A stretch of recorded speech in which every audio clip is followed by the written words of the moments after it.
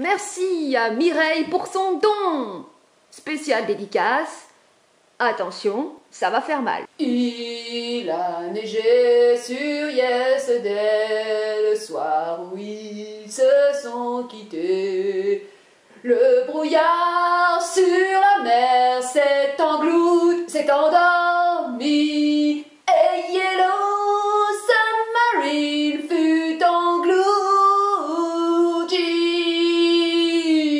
Wow. Hier, j'ai effectué une expérience que je vous décommande de faire. J'ai fumé un paquet de cigarettes en une soirée. Il m'en restait une pour le lendemain et je l'ai fumée au petit déjeuner. Quel était mon objectif au cours de cette expérience? Observer les modifications et les perturbations que pouvait induire la cigarette. Je précise que j'ai un passif de fumeuse, alors fumeuse par phase, on va dire ça comme ça. Fumeuse peut-être occasionnelle par phase, et qu'actuellement j'étais dans une période où je ne fumais plus depuis un moment. Donc j'ai voulu effectuer cette expérience pour être observatrice. Et mon sujet était justement centré sur les éléments qui venaient entrer en perturbation du système endocrinien. Dans la première partie de ces vidéos, je vais avoir une approche assez analytico-expérimentalo-psychologisante de comptoir, en mode vidéo YouTube, comme à mon habitude. Et dans la deuxième partie, ce sera une approche plus vibratoire, pour aborder la pulsion de mort. Je vais essayer de mettre en parallèle, en lien, le principe de volonté directement lié au système endocrinien et la pulsion de mort. C'est un peu chaud, franchement c'est chaud. Donc j'ai fait un premier enregistrement. Je vais pas le mettre parce que je me suis justement en m'observant, je me suis rendu compte que j'avais des grandes difficultés à rassembler mes idées de par justement cette perturbation du système endocrinien que j'avais subi par les cigarettes. J'avais aussi tout un tas de mimiques qui sont vraiment abusées, c'est-à-dire que j'avais plein de tics, on aurait dit Sarkozy. Et je réalisais que justement tous ces tics venaient d'une déperdition de l'énergie qui n'a pas réussi à être centrée, canalisée, du fait justement qu'il y avait eu une perturbation du système endocrinien. Non, mais c'est chaud, hein. Un paquet de cigarettes, c'est vraiment vénère, quoi. À chaque fois que je commence une vidéo, il veut sortir, putain, mais c'est insupportable. Oh, pas de choqué, Nakochi.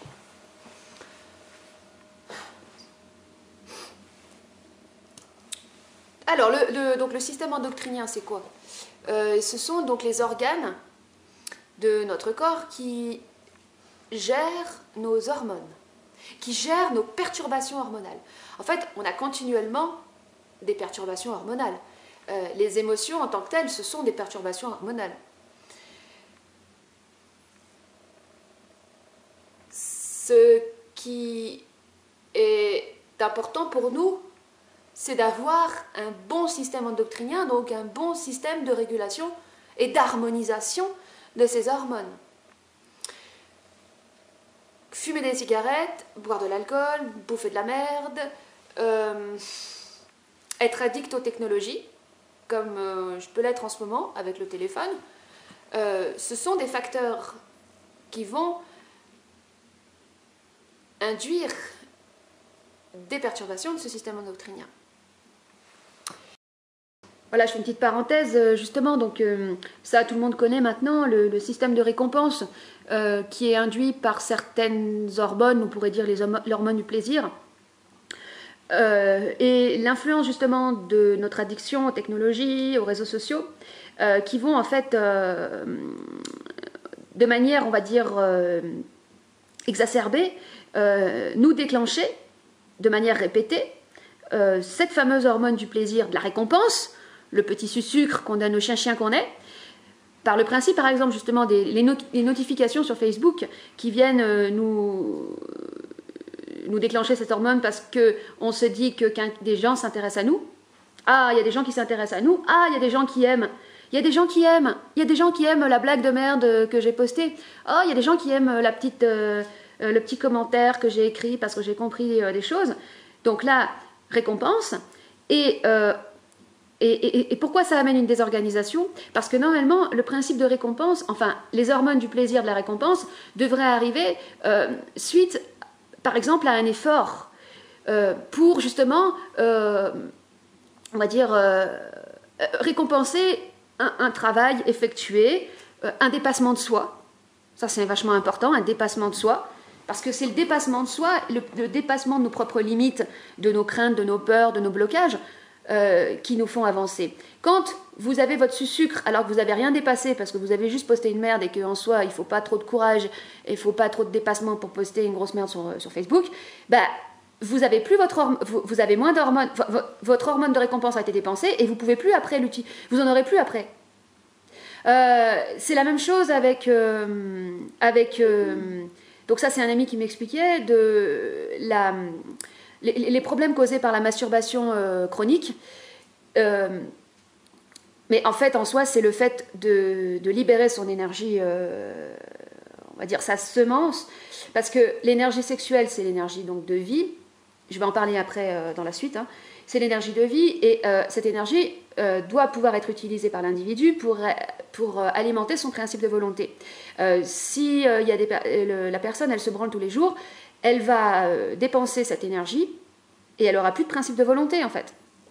Elle ne pourra plus l'utiliser pour son principe de volonté. C'est vraiment très très très déséquilibrant tout ça.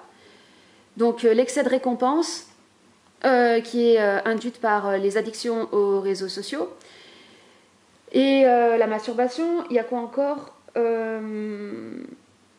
Qu'est-ce qu'il pourrait y avoir encore? Donc il y a les substances qui viennent désorganiser tout ça.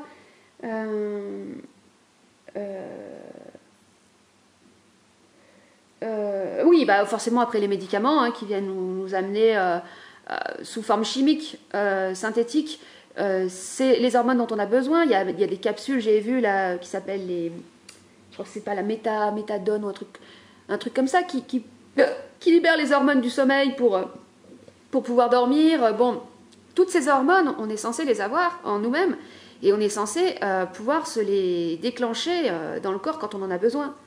Mais si on les dépense et que on n'en a plus quoi. Qu'est-ce qu'il y a d'autre? Pour l'instant, il n'y a pas d'autres choses qui me viennent.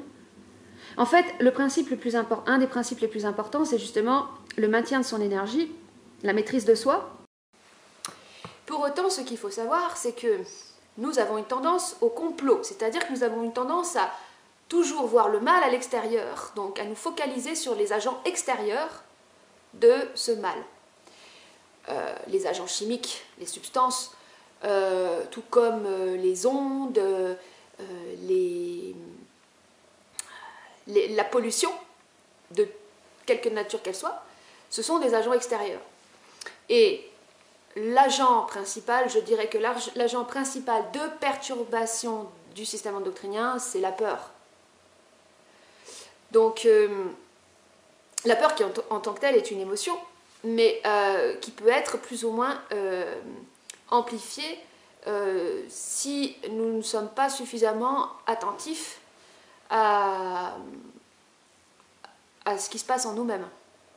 Donc on pourrait dire que l'agent principal de perturbation, c'est un facteur intérieur. Donc c'est à l'intérieur. Et j'ai pas regardé, mais j'imagine qu'il y a des expériences qui ont été faites en laboratoire et que le stress, la peur prolongée, parce qu'en soi le stress n'est pas la peur en tant que telle n'est pas un problème, la peur est censée indiquer à l'individu un danger. Donc la peur est nécessaire et vitale. Ce qui est destructeur, c'est la peur prolongée sur le long terme. Donc par exemple le stress prolongé sur le long terme. Quand continuellement on regarde les journaux télévisés qui nous font flipper, c'est un stress prolongé. Et là, la dégradation, la perturbation va être importante. Et je dirais que, intuitivement, je dirais ça comme ça, sans avoir vérifié les expériences qui ont été faites, mais c'est une intuition, que le facteur du stress prolongé est bien plus dévastateur que les cigarettes et l'alcool. Après, il faut voir aussi les quantités. Hein. Oui, et bien sûr, j'y pense. Oui, forcément. Je sais pas pourquoi j'y ai pas pensé. Toutes les expériences les plus terribles de torture qui ont été pratiquées sur des prisonniers pendant les guerres, les dictatures, et même, pas forcément pendant les dictatures, on va dire, officielles, mais on va dire par les agences intra-gouvernementales secrètes, bon. Les expériences pratiquées, donc, c'est surtout le manque, le truc qui est le plus dévastateur, en fait, c'est le manque de repos. C'est, en fait, contraindre une personne à ne pas dormir. Un peu comme dans Orange Mécanique, quand le mec... bon, là, c'est l'écoute répétée d'une musique. Bon, là, oui, après, là, ça crée... Là, on passe après plus sur la fragmentation de la psyché par les expériences traumatiques type MK Ultra et tout. Ça c'est encore autre chose. Hein. Ça, c'est plus pour jouer sur le trauma, la fragmentation. Là, je parle vraiment des perturbations du système endocrinien. Même si c'est bien sûr que c'est lié, hein, c'est complètement lié, mais je fais bien cette distinction parce que sinon, on peut parler de tout en même temps. Et c'est voilà. Donc là, je parle aussi de ce qui nous touche, nous, dans notre quotidien, dans notre hygiène de vie, tout ça. Le manque de repos. Oh, mais moi, je me souviens, alors ça, c'est terrible parce que, d'ailleurs, le manque de repos, je dirais que c'est encore plus grave que d'avoir une alimentation pas forcément équilibrée. Pour l'avoir expérimenté, quand je travaillais en tant qu'aide-soignante à la clinique, il y avait eu une épidémie de... Comment ça s'appelle, de gastro, j'en avais déjà parlé de ça de toute façon. En fait, il y avait une épidémie de gastro et tout le monde l'avait chopé, sauf moi. Mais parce que, enfin, sauf moi, et on était peut-être 3-4 à pas l'avoir pris. Parce qu'en fait, moi, quand je rentrais le soir, je dormais direct. Je bouffais, je dormais, et je faisais que ça. Enfin, je savais que de toute façon, pour faire ce métier, qui est tellement prenant physiquement et surtout énergétiquement et psychologiquement, bah, si je dormais pas, j'étais foutue. Donc je dormais peut-être je dormais de 18h jusqu'à 6h. Moi, j'avais 10 heures de sommeil. Et si j'avais des pauses, bah, je dormais aussi. Je faisais que ça. Et ça m'a préservée. Donc là, système endocrinien, système immunitaire, c'est lié, bien sûr. Parce que, en fait, tout ce qui va amener de la désorganisation de l'individu, donc en fait, c'est son dispatchement de son énergie de vie, hein, son dispatchement de son principe de volonté dans une désorganisation. C'est ça qui va amener, on pourrait dire, la maladie, la fragilité, qui va faire baisser le taux vibratoire. Parce que, donc oui, la maladie, c'est lié au taux vibratoire. En fonction de l'abaissement du taux vibratoire, on peut choper des fréquences, on peut choper radio gastro, radio grippe, radio ceci, cela. Et en fait, oui, c'est intéressant. Cette désorganisation, c'est pour ça que de toute façon, je vais insister de plus en plus sur le sens de la vie, sur la direction, sur la dimension qu'on donne à notre existence, parce que c'est ça qui va nous permettre justement de canaliser cette énergie sur un point central, un peu comme quand on pratique la méditation, on se concentre sur le souffle, ou si on veut que ce soit plus visuel, moi souvent je me concentre sur un point fixe, ça permet justement de centrer son attention. Et là, c'est cette désorganisation au niveau hormonal qui crée ce chaos intérieur et qui crée comme principe de résonance qui nous fait vibrer le chaos en fait. On vibre le chaos, c'est ça. Mais je sais aussi, donc là j'ai fait le choix donc dans mon expérience de fumer des blondes, je ne sais pas comment on dirait, parce que pour dire l'inverse de tabac à rouler,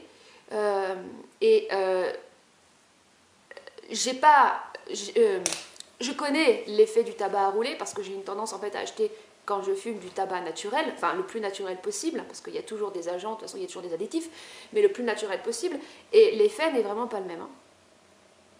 Donc certes, les blondes, elles vont être moins étouffantes, parce qu'il y aura un tabac qui sera plus allégé. moins gras, on pourrait dire, moins goudronné peut-être, mais au niveau des perturbations que ça induit à l'intérieur, moi ça m'a créé un état de brouillage. C'est le cas de le dire, un état d'enfumage. J'étais brouillée en moi-même. Et c'est directement lié au principe de volonté.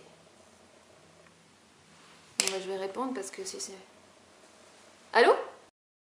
Les perturbations en fait, de ce système endocrinien, c'est justement ce qui va amener donc, la disharmonie. Le chat, qu'est-ce qu'il fait? Il veut monter sur mon ordinateur. Ouais, parce que maintenant j'ai un prompteur.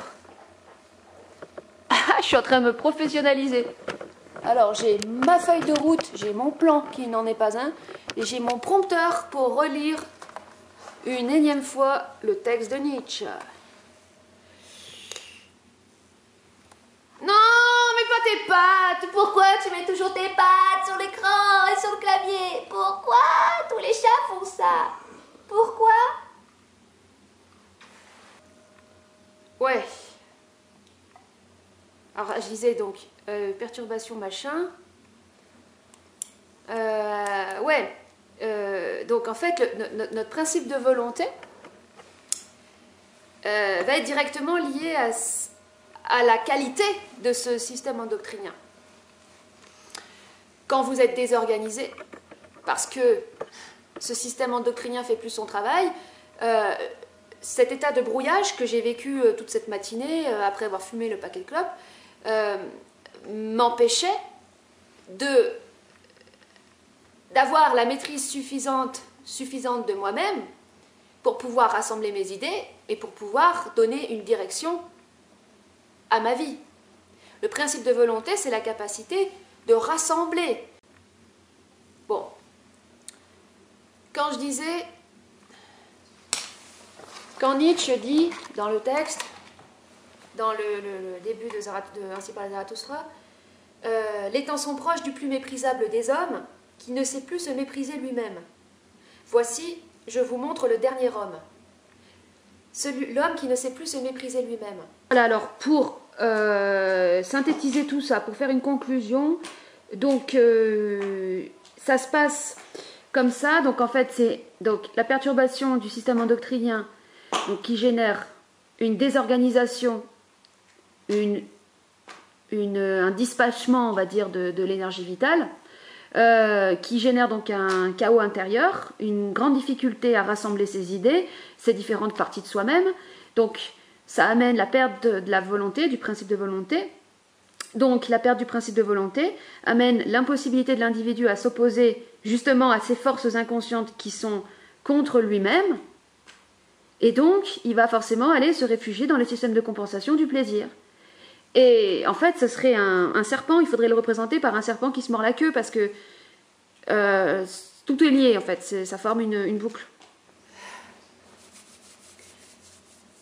Les hommes de volonté, ainsi que les femmes de volonté, ne manquent pas et ne manquent plus dans ce monde. Il ne manque plus de femmes, il y a des femmes de volonté dans ce monde.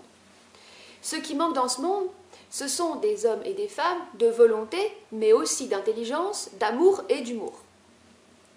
Certains individus vont exacerber le principe de volonté et ainsi amener un déséquilibre en eux-mêmes et dans le monde. Je verrai dans la prochaine vidéo comment certaines pratiques, donc en plus de certaines substances, peuvent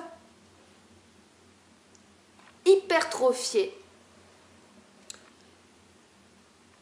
certains de nos organes, certains des organes qui permettent justement la régulation des hormones. Donc, du coup, exacerber la création d'une certaine hormone qui serait l'hormone de la volonté. Bon, là, je suis en train d'étudier le truc. C'est assez technique parce que c'est assez scientifique et du coup, j'ai souvent un peu de mal avec ça parce que c'est mon côté scientifique que j'ai du mal à développer, mais que je dois développer obligatoirement si je veux avoir un équilibre entre mon hémisphère gauche et mon hémisphère droit. Sinon, on ne peut pas tendre que sur le côté artistique. C'est pas possible. Il faut l'aspect aussi scientifique. Donc je bosse là-dessus. Voilà. L'exacerbation du principe de volonté en désolidarisé du principe d'intelligence, d'amour et d'humour va amener à notre époque ce que j'appellerais le prophète du transhumanisme. Nous vivons à une époque où la technologie, au sens mécanique, parce que j'aime bien dire qu'il y a aussi la technologie du vivant, et je dirais que la technologie du vivant est supérieure à la technologie mécanique, mais on vit dans un monde où la technologie mécanique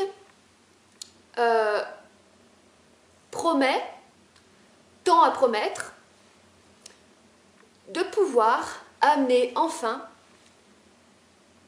l'ordre mondial.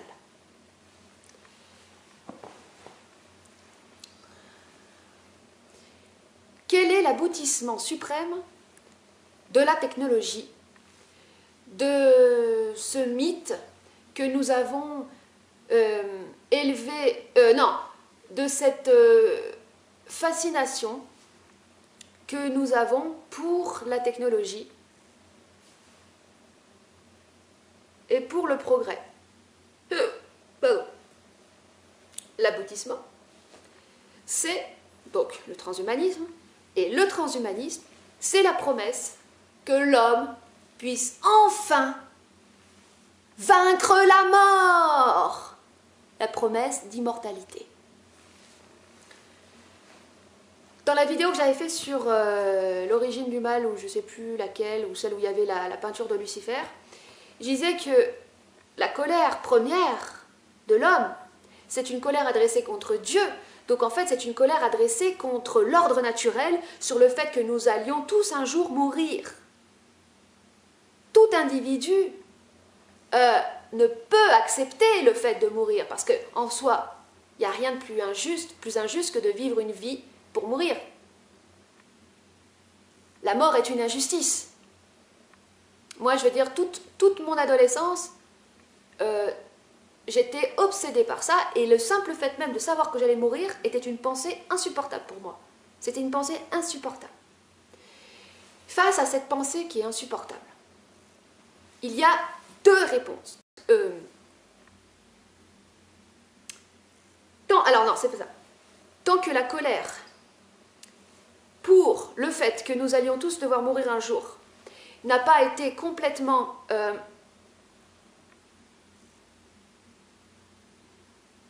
transformée en acceptation, donc le fait d'accepter que nous allions mourir, cette colère va s'exprimer de deux manières différentes. Voilà.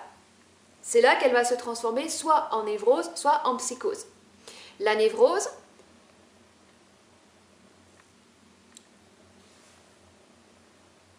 donc c'est le fait de retourner la colère contre soi pour s'autodétruire, et la psychose, c'est le fait d'exprimer sa colère à l'extérieur dans le monde et de partir en vengeance et dans délire mégalomaniaque pour pouvoir réparer cette injustice du fait que nous allions mourir. Donc, le psychotique, dans son délire mégalomaniaque, va aller dans sa folie jusqu'à se croire immortel. Un fou mégalomaniaque, se croit immortel. Il se croit tout puissant, il se croit plus puissant que tout, il se croit au-delà de la mort. Il se croit toujours immortel.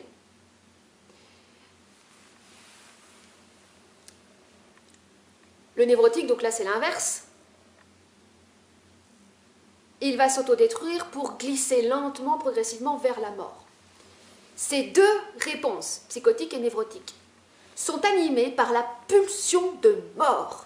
La pulsion de mort, c'est un truc qui m'est venu parce que j'avais lu il y a longtemps, c'est connu, ça fait partie du vocabulaire de la psychanalyse, mais volontairement, je ne suis pas allée lire de texte là-dessus parce que je voulais voir ce qui me venait à l'esprit. La pulsion de mort, c'est la fascination pour la mort. C'est le désir Donc le désir, c'est de l'énergie de vie. On pourrait dire de l'énergie sexuelle, parce que l'énergie de vie, c'est l'énergie sexuelle. L'énergie primordiale, c'est l'énergie sexuelle. L'énergie de vie, peu importe le terme qu'on lui donne. C'est cette énergie de vie, ce désir, qui n'a pas su être informé de l'intelligence, de l'amour et de l'humour.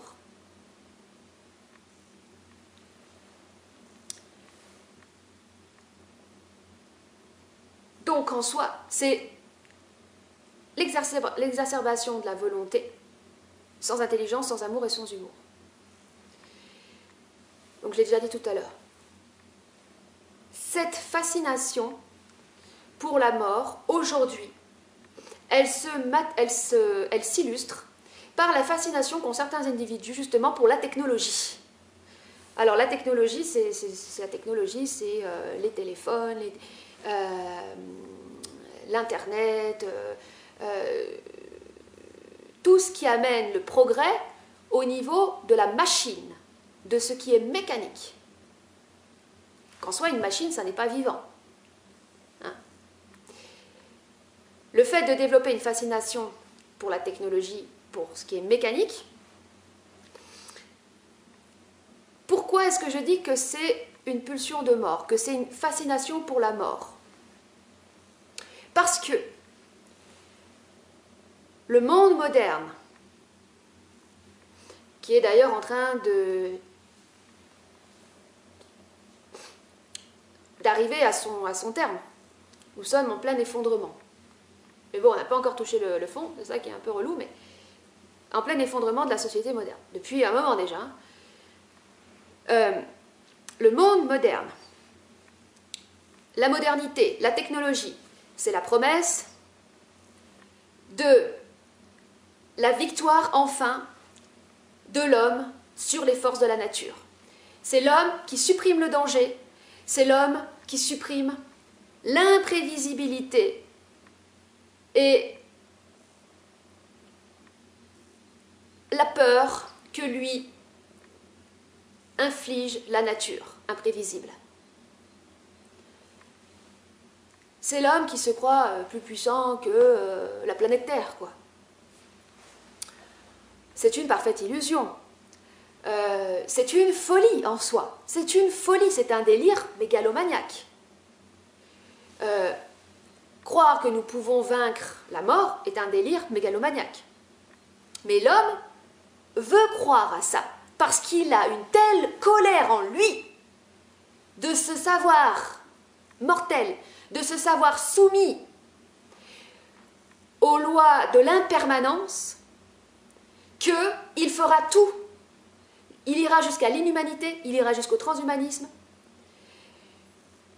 il ira jusqu'à la plus suprême des illusions pour juste espérer pouvoir enfin vaincre cette mort.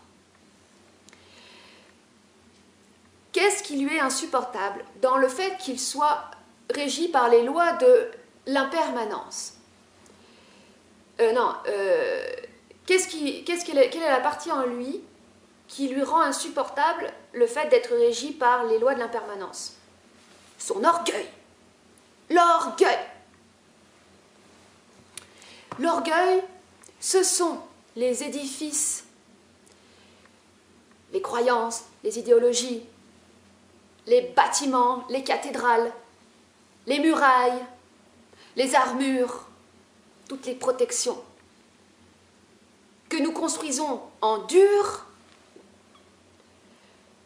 pour nous sentir forts. Et si nous avons besoin de nous sentir forts, c'est parce que ce qui nous est le plus insupportable, c'est notre fragilité. Parce que la fragilité, c'est ce qui nous renvoie à notre impermanence. La vie ne tient qu'à un fil, et cela est insupportable pour l'homme en colère. L'homme en colère veut être fort, puissant, indestructible, immortel. Il déteste tout ce qui lui renvoie de la fragilité. Alors il va détester les fleurs. Il va détester les fleurs.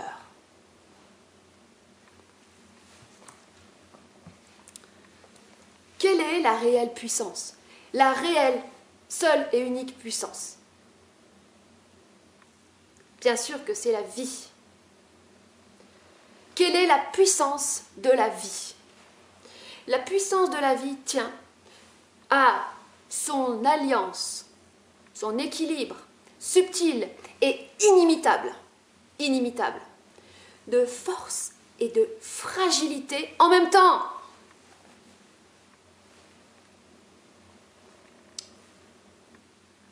Le brin d'herbe qui pousse dans un sol aride exprime la plus haute forme de désir. Le brin d'herbe est notre enseignant. La vie ramènera toujours l'homme à terre. L'homme orgueilleux, l'homme mégalomaniaque, l'homme aliéné. Le prophète transhumaniste, elle le ramènera à terre.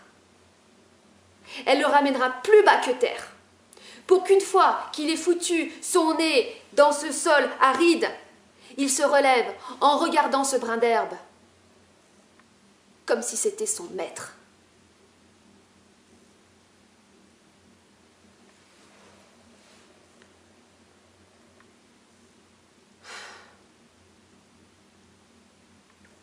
La pulsion de mort, c'est le désir, c'est l'énergie vitale de l'homme qui n'a pas su être informé de l'intelligence, de l'amour et de l'humour. Je vais vous passer un extrait de Jacques Attali, enregistré dans une interview en 1979. Je vous prie de ne point polariser, de ne point vous laisser influencer par vos affects, par les émotions, qui en soi ne sont autres que des perturbations hormonales. D'écouter avec la plus grande neutralité ses propos et d'observer le vocabulaire utilisé. Car, bon, ce qu'il va dire en soi, il n'est pas, c'est pas ouf, dans le sens que il parle en fait de l'aliénation volontaire de l'homme par la machine, que l'homme moderne en fait va désirer inconsciemment devenir un esclave. Ça c'est pas nouveau parce que c'est George Orwell, c'est le monde parfait, c'est on paye pour notre mise en esclavage. On s'arrache au Black Friday pour avoir le dernier smartphone. Voilà, voilà, il dit ça en 1979. Ah, quoique George Orwell, il faut voir c'est quand qu'il a écrit ça, mais c'est bien plus ancien, George Orwell, moi je connais rien. George Orwell. Ce que j'allais dire, c'est en 1984. Non, il l'a pas écrit en 1984. Merde. 1984. Roman. En 1949, voilà. Donc Attali, il n'a rien inventé. Hein. Il a juste lu George Orwell. Il a lu Nietzsche. Puis oui, avant George Orwell, il y a Nietzsche. Je vais relire le passage.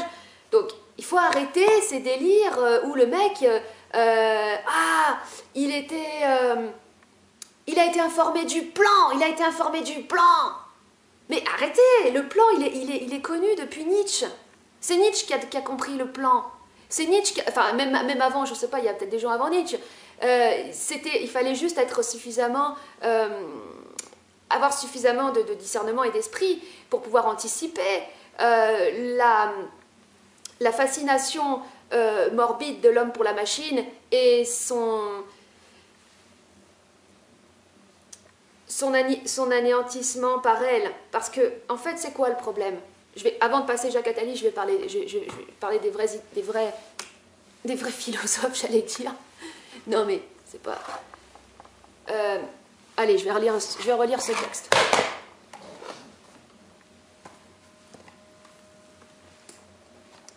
Je l'avais déjà dit dans l'autre vidéo, tout se situe au niveau du désir, de la dimension que nous donnons à notre désir, ce que Nietzsche appelle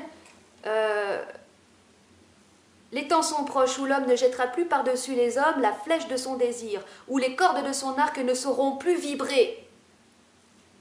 C'est qu'on n'est plus foutu de donner de la dimension. l'homme ne jettera plus par-dessus les hommes la flèche de son désir.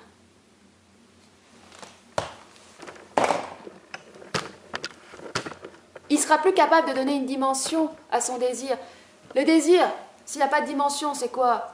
Le mec, il va baiser la voisine. C'est ça. C'est le stage animal. Ou bien alors c'est quoi? L'homme qui a du désir, alors il fait légèrement monter son énergie. Il utilise son énergie sexuelle pour son principe de volonté. Il va faire quoi? Il va vouloir créer des entreprises. Il va vouloir devenir un marchand, un vendeur de pantalons à une jambe, un truc comme ça. C'est ça le désir. C'est ça la hauteur du désir. Il n'y a pas de hauteur là-dedans à juste vouloir être un marchand. Et je dis pas que les marchands, c'est pas nécessaire. Bien sûr qu'il faut des marchands dans le monde. Bien sûr qu'il faut... Et puis même les banquiers, après tout. À la limite, bon, ça pourrait être... Il faut des... Alors non, c'est pas ça la hauteur du désir. C'est quoi la hauteur du désir?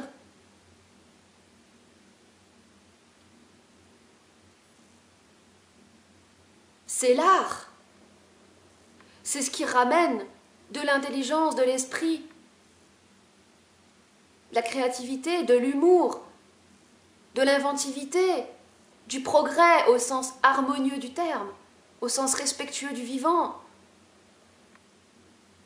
de l'expansion de conscience.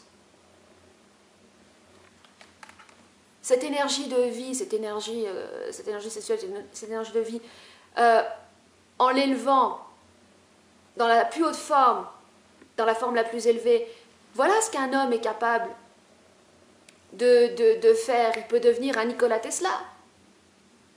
Il peut devenir un poète.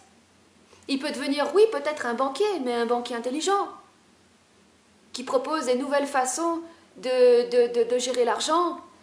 Tellement de choses. Pourquoi simplement vouloir arnaquer les gens en leur vendant des pantalons à une jambe? Ça, c'est le principe de volonté qui n'est pas informé de l'intelligence et de l'amour. Allez, je relis le passage. Il est temps que l'homme se fixe à lui-même son but. Il est temps que l'homme plante le germe de sa plus haute espérance. Maintenant, son sol est encore assez riche. Mais ce sol, un jour, sera pauvre et stérile, et aucun grand arbre ne pourra plus y croître. Malheur! Les temps sont proches où l'homme ne jettera plus par-dessus les hommes la flèche de son désir, où les cordes de son arc ne sauront plus vibrer. Je vous le dis, il faut porter encore en soi un chaos pour pouvoir mettre au monde une étoile dansante. Je vous le dis, vous portez en vous un chaos. Malheur, les temps sont proches où l'homme ne mettra plus d'étoiles au monde. Malheur, les temps sont proches du plus méprisable des hommes, qui ne sait plus se mépriser lui-même. Voici, je vous montre le dernier homme.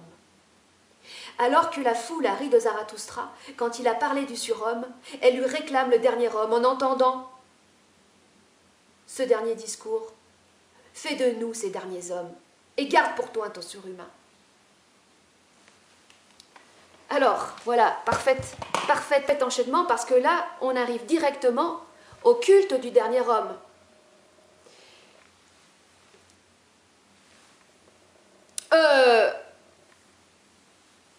En fait, vous allez voir que Jacques Attali, il s'enthousiasme, il s'émerveille presque, c'est presque de l'émerveillement, c'est de l'émerveillement, devant ce dernier homme qui ne peut plus porter en lui le chaos pour accoucher de cette étoile dansante. Parce que il n'en est plus capable. Lui, ce qu'il recherche, ce dernier homme, c'est l'ordre, c'est le confort. C'est d'avoir vaincu les forces incontrôlables de la nature. C'est d'être dans son petit intérieur, bien au tiède, même pas au chaud, mais bien au tiède. D'avoir son divertissement, d'avoir ces influx nerveux et hormonaux qui le régissent comme un robot, qui ne ressent plus rien. Ou alors, il ressent de la tristesse et de la mélancolie quand on lui met un film où il faut pleurer. Mais il ne s'engage plus dans rien. Il n'est plus touché par rien. il est prêt à accepter l'inhumanité. Et ça, c'est le piège de la modernité, c'est le piège du confort qu'on ne voit pas arriver, parce que c'est pas mauvais en soi. Qui pourrait dire que le confort c'est mauvais? C'est pas mauvais. Et pourtant, c'est ce qui nous rend insensibles. C'est ce qui fait qu'on ne peut même plus apprécier la puissance que c'est que de boire un verre d'eau, l'intensité que ce que c'est que de boire un verre d'eau. On ne le ressent plus. C'est ça l'inhumanité. Et c'est à force de perte de sensibilité qu'on en arrive. La perte de la sensibilité et la perte de la confrontation justement à ces forces de la nature. Parce que ces forces de la nature, oui, elles font peur. Un éclair, une foudre, oui, ça fait peur. Je ne sais pas si vous connaissez Sarah Marquis, une aventurière qui est partie dans différents pays. Elle est partie 1 an seule en Mongolie, dans les steppes de Mongolie. Elle apprenait tous les soirs. Il y a une période de l'année où il y a des foudres qui cessent de s'abattre sur les steppes. Et en fait, elle apprenait à anticiper l'endroit où la foudre allait tomber pour juste pas mourir, quoi. Et pour pouvoir planter son campement. Ben voilà. Là, quand tu as survécu à une tempête de foudre et qu'après tu te bois un thé bien chaud, tu sais ce que ça veut dire, tu sais ce que c'est que ressentir de boire un thé chaud, là, à ce moment-là. Et nous, on a perdu le goût, on a perdu l'intensité de ça, de ces besoins vitaux qui nous connectent direct à notre corps sensible et nous connectent direct à tout. Parce qu'il faut un lien entre le corps sensible, l'âme, l'esprit, tout. Et si tu enlèves le corps et la part sensible et l'intensité de ce que c'est que de ressentir avec ton corps sensible, tu perds tout. Ou alors tu vires dans une abstraction, dans un délire, comme le fait que le supramental en soi, ça peut être un danger parce que ça exacerbe le surmental. Et ça te coupe et ça te déracine de tellement de choses. Ça te tend à te faire croire qu'il faut que tu supprimes tes émotions. Qu'il faille plus tomber amoureux de personne. Parce que l'amour, c'est une projection, c'est un transfert d'un idéal. Non, ça c'est l'aspect plus psychanalytique de la chose. De toute façon, c'est le fait de vouloir supprimer la souffrance qui est la cause du problème. Parce que la souffrance, c'est ce qui nous permet justement de ressentir avec l'intensité suffisante ce qu'on a besoin de ressentir. Les médicaments qui nous font enlever les douleurs, je ne dis pas, moi j'en prends des antidouleurs, quand je sors du dentiste, je prends des antidouleurs, je ne supporte pas la douleur. Mais ça nous envoie le signal qu'il y a un problème. Si on enlève tout ça, on ne sait plus quel problème. Et c'est là que la gangrène, elle s'installe. Quand je dis que le fantasme du mythe du transhumanisme, c'est de pouvoir supprimer la mort, vaincre la mort, se rendre immortel. Regardez dans notre société, la mort a disparu. On meurt en cachette. Qui a déjà assisté à la mort de quelqu'un? C'est en voulant supprimer la mort qu'on devient mort, qu'on est rendu mort,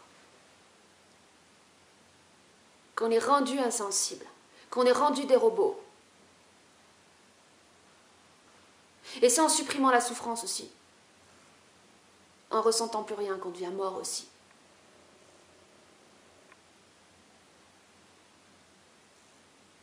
Personne ne sait ce qu'il y a après la mort, pas même ceux qui vivent des expériences de mort imminente, qui eux vivent des formes plus avancées de décorporation de l'âme du corps. Mais cette fameuse coupure définitive de l'âme avec le corps, personne ne peut dire ce que c'est. Pas même des âmes errantes que les channelers canalisent.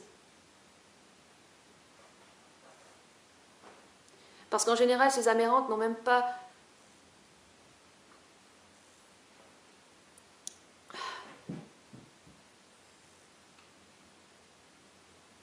Parce que ces âmes errantes-là transmettent ce qu'elles peuvent transmettre, mais ne transmettent pas toutes. Mais ne transmettent pas de la totalité de ce qui aurait à être transmis là-dessus. Toutes les vérités sont voilées dans ce monde. Donc personne ne peut savoir ce que c'est que de mourir. que de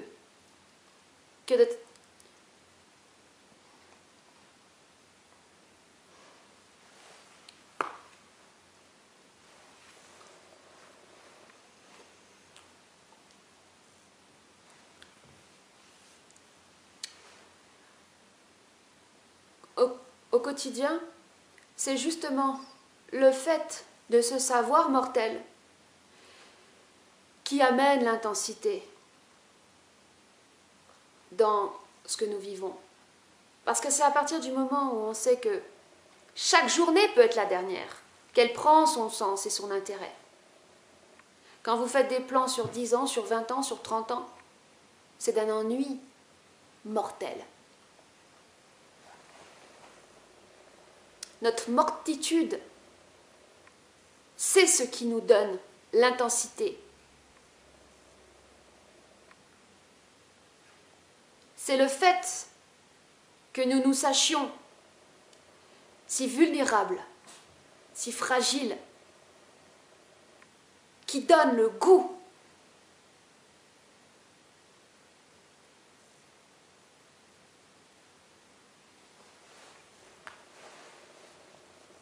Allez. Si au cours du montage, l'extrait n'apparaît pas, ça veut dire que ça a été bloqué par les droits d'auteur. Donc ça veut dire que j'ai refait le montage et ça veut dire que j'ai mis le lien en description. Mais de toute façon, je vous mets quand même le lien en description si vous voulez le réécouter. Parce que c'est quand même très intéressant, c'est très instructif. Donc soyez bien attentifs au vocabulaire utilisé. Au vocabulaire emphatique utilisé. Dans un système de soins accaparant comme celui-là. Le concept même de liberté va devenir de plus en plus perverti. Et c'est ça qui est fascinant dans cette évolution, et c'est peut-être pour ça qu'elle est le plus terrible, c'est qu'elle va récupérer tous les concepts, y compris celui de liberté. Je dirais même y compris les idées d'Illich dont vous parliez tout à l'heure. Parce que qu'est-ce que c'est cette société de machines qui nous apprend à nous surveiller nous-mêmes? C'est une société qui dit, soyez libre, débarrassez-vous du médecin, soignez-vous vous-même, sortez de l'hôpital, ce que dit Illich. Et autrement dit, elle va, sous prétexte de liberté, sous prétexte d'autonomie, créer les conditions de l'aliénation la plus formidable, qui est en quelque sorte l'aliénation par soi-même, volontaire, à une norme imposée de l'extérieur. On nous dira, il ne faut pas fumer, pas conduire, pas boire, mais aussi pas avoir tel gène dans sa structure héréditaire. Si vous l'avez, vous êtes extérieur à la norme, faites tout ce que vous pouvez pour vous en débarrasser. Et autrement dit, on fera que ce qui est la forme absolue de la dictature, que chacun d'entre nous ait librement, entre guillemets, envie d'être conforme à la norme. Que chacun d'entre nous ait librement, entre guillemets, envie de se comporter comme un esclave. Et ce qui est la forme absolue de la dictature, puisqu'on fera que chacun d'entre nous aura envie d'imiter un modèle, une copie, une sorte d'idéal standardisé qu'on nous imposera de l'extérieur. Et ce qui est fascinant, c'est que c'est à travers la médecine, à travers le bien et le mal, à travers le rapport à la mort, que cette nouvelle forme de société totalitaire est en train de s'installer. Fantastique, formidable, fascinant. Ce sont les termes qu'il a utilisés pour caractériser donc cette aliénation volontaire. Volontaire entre guillemets, puisque bien sûr, tout fonctionne par le principe du consentement indirect et par l'annulation, l'annihilement progressif du désir, au sens nietzschéen, celui qui lance la flèche au-dessus des hommes. Donc au-dessus des hommes, ça veut dire au-dessus du conditionnement, au-dessus de la norme, au-dessus de ses propres programmations. Et donc oui, c'est l'annulement progressif de ce désir qui va amener l'homme à désirer, alors il ne le désire pas directement, il le désire inconsciemment, sa mise en esclavage. Et ça, c'est le monde parfait.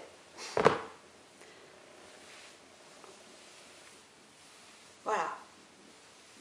Et il faut comprendre que Jacques Attali alors, c'est là que c'est donc le sujet que je voulais amener. Donc, Jacques Attali est fasciné par ce dernier homme. C'est le dernier homme hein, dont parle Nietzsche. Il est fasciné par ça. Pourquoi il est fasciné? Parce qu'il est fasciné jusqu'où la masse, jusqu'où cette humanité inconsciente est capable d'aller. Elle est capable d'aller jusqu'à désirer sa propre mort, sa propre mise en esclavage. Donc, c'est le but ultime, si vous voulez, on pourrait dire du diable. C'est qu'il n'y a même plus besoin d'avoir un méchant qui soumet la masse, c'est la masse qui va désirer elle-même sa mise en esclavage. Et donc c'est par cette lente et progressive perte de sensibilité, perte de sens et de but. Et trouver un but dans la vie, c'est pas juste, je sais pas, créer un projet professionnel. Parce que, en fait, ce qu'on est en train de vivre en ce moment, cet effondrement au niveau de la société, au niveau financier, au niveau des valeurs, et bien en fait, toutes les personnes qui se seront fixées un but uniquement professionnel vont en pâtir, en fait, vont subir un effondrement intérieur et une perte de valeur et de sens. Et ça va être terrible. Donc, c'est pour ça que, pour moi, l'art, c'est pas quelque chose d'inutile, c'est pas un truc artificiel, c'est pas un truc de déco pour agrémenter sa vie. C'est essentiel. L'art, pour moi, c'est la capacité d'un individu à donner une dimension et un sens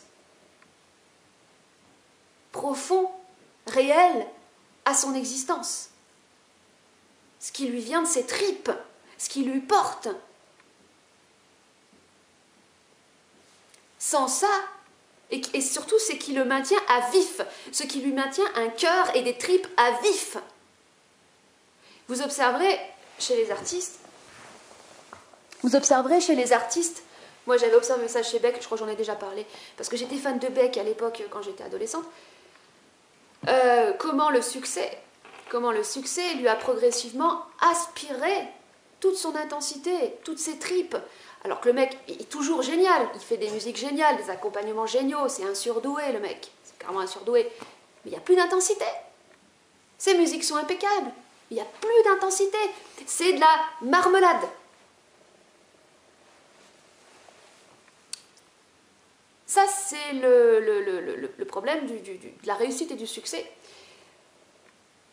Et c'est aussi, du coup, en parallèle, le problème du confort.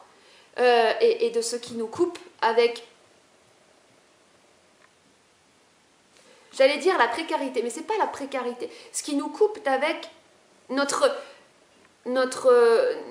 condition mortelle, parce que, je reprends l'exemple de, qu'est-ce qu'il fait? Bon, pour faire une conclusion, Loupiote, barre-toi. Pour moi, ce qui a été le plus dur, vu ma structure psychologique, vu mon caractère, ça a été de pouvoir renouer justement avec ma part de fragilité. C'est là où j'ai le plus galéré. Je dis pas que c'est bon, j'ai réussi, mais au moins je le sais qu'à partir du moment où je dérive vers des systèmes de compensation divers et variés, donc ça c'est l'orgueil. L'orgueil, c'est un système de compensation, d'autodéfense primaire, soit par des projections, des projets, des ambitions, des trucs comme ça, mais que je me suis désolidarisée de ma part sensible et ma fragilité. Ah, elle vient de larguer une caisse là, c'est un truc de ouf. Et ben en fait, je pars en couille en fait. Et après, ça crée un profond un mal-être, quoi, c'est terrible.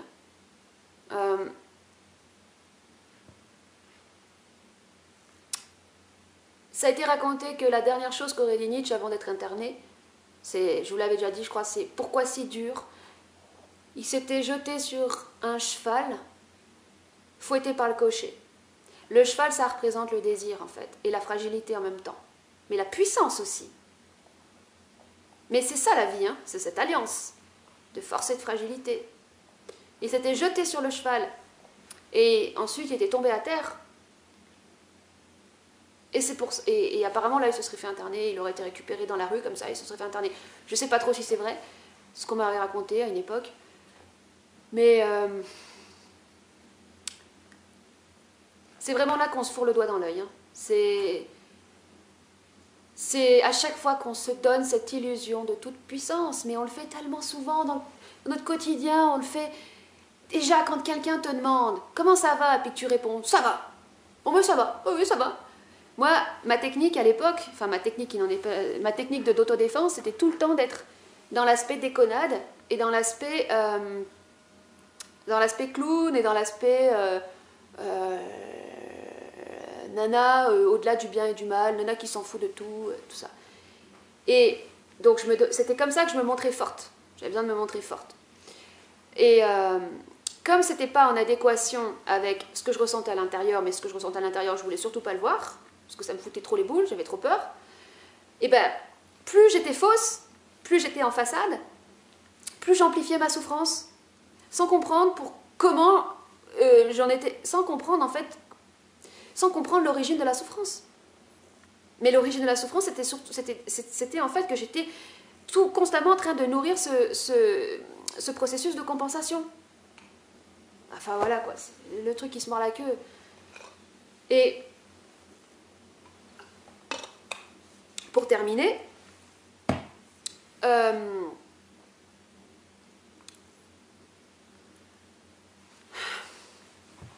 ça va être surtout dur pour les hommes parce que à cause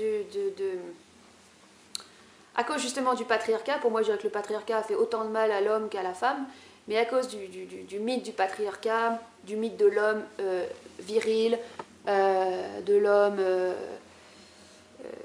qui doit assurer sur tous les plans, de l'homme, ça va être plus dur surtout pour l'homme de pouvoir intégrer sa part de fragilité. Là ça va être chaud, parce qu'en plus de ça, il va falloir que il soit en mesure de faire comprendre, de se faire respecter par la femme, qui, elle, passe son temps, la femme, à croire qu'elle doit rééquilibrer un déséquilibre. C'est-à-dire que la femme, elle croit que si l'homme, il est fragile, il faut qu'elle, en comparaison, elle soit plus forte. Alors qu'en fait, elle ne doit pas faire ça, elle doit reconnaître la fragilité de l'homme, la reconnaître, et pouvoir l'écouter, et pouvoir la comprendre, pouvoir l'accueillir, voilà, c'est ça. Et ça, c'est ce que la femme a beaucoup de mal à faire.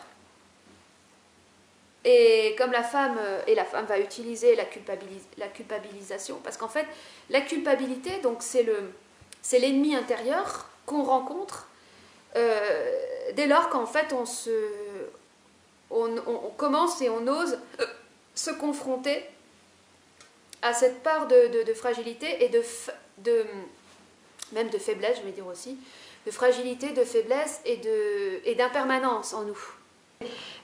Cette culpabilité, surtout ce qui est vécu actuellement vis-à-vis de la situation, de l'effondrement économique et tout ça, c'est justement l'homme et la femme, là, pour le coup, qui sont confrontés à leur improductibilité, leur perte de rentabilité. Donc le fait d'être, on pourrait dire, improductif, inutile économiquement parlant, puisque cet aspect matériel, cet argent, l'art des gens, mais qu'on a mis dans dans des projets qui n'étaient pas forcément qui ne remplissaient pas forcément ce besoin profond de sens. C'est-à-dire, si tu bosses juste parce que tu veux gagner de l'argent et c'est tout, et il n'y a pas de sens profond, au moment où ça s'arrête, où ça ne fonctionne plus, tu es confronté à ton non-sens et doublé de la culpabilité, donc d'être rendu improductif. Ce que certaines personnes âgées, d'ailleurs, ressentent à la retraite, et qui ne veulent surtout, enfin vraiment très très âgés, qui veulent surtout pas être un poids pour les autres, qui ont la hantise de devenir un poids pour leur famille. Donc ça, c'est la culpabilité de l'aspect improductif. Et moi, par exemple, ça c'est un truc que j'ai eu, mais pendant tellement longtemps, ce truc, merde, ma journée n'a pas été productive, oh là là. C'est un poison, mais un poison, on s'en sort jamais parce qu'il faut toujours compenser, il faut toujours faire pour se rassurer d'avoir fait. Et ça conditionne complètement notre orgueil, en fait, notre système de compensation, notre système d'autodéfense. Et ça laisse aucune place, justement, à donc cette fragilité, parce que quand je parle de fragilité, je peux parler aussi de failles, et c'est justement les failles qui vont laisser s'infiltrer potentiellement du nouveau. Alors, il peut aussi y avoir des des forces, on va dire inconscientes, destructrices en nous qui se révèlent dans notre fragilité. Mais il peut y avoir aussi cette fameuse nouveauté, ce fameux souffle nouveau qui entre par justement ces aspects de nos failles, ces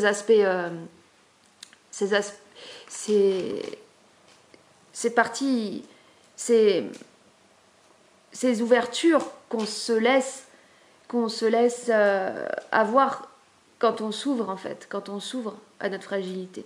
La culpabilité, c'est ce qui va nous faire rendre coupables d'être fragiles. Alors que tout le défi, c'est justement de pouvoir accepter et accueillir cette part de fragilité en nous. C'est notre voie de sortie en fait. Notre voie de sortie, c'est notre voie de réalisation en fait. D'accueillir cette fragilité.